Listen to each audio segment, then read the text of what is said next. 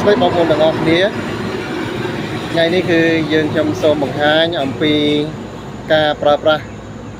ជីក្រមុំកសិកម្មហើយនិងជីអាស៊ាន Power បាទ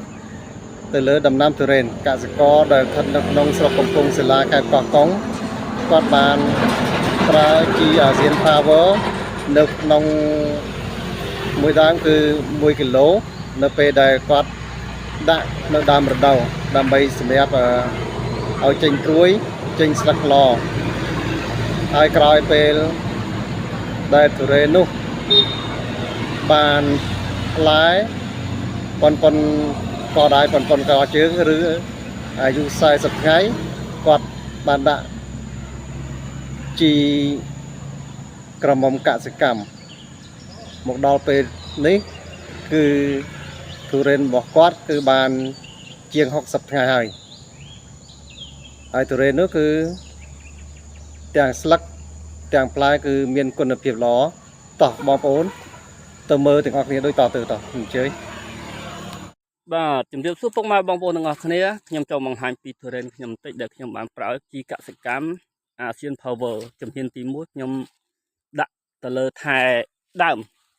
មដងផងទៀតណា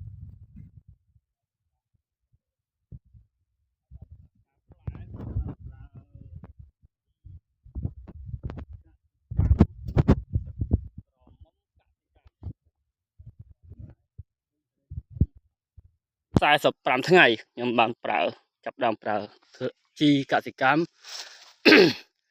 ក្រមុំកសិកម្ម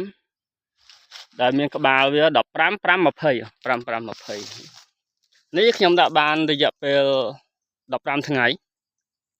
បាទខ្ញុំដាក់ពេល15ថ្ងៃបាទហើយនេះវ័យនេះហើយតើខ្ញុំគឺជាចូល60ថ្ងៃបាន60ថ្ងៃមើលទៅឃើញផ្លែល្អថ្លោះផ្លែធំល្អថ្លោះឲ្យពេញវាពេញល្អពេញខ្លែបល្អនេះអាយុវា60ថ្ងៃក្រោយដែលខ្ញុំប្រើជីកសិកម្មក្រមុំកសិកម្ម15 5 20ដើម្បីបំពន់ផ្លែឃើញថាផ្លែស្អាតដើមក៏មិនអន់ដើមក៏នៅល្អបាទផ្លែស្អាត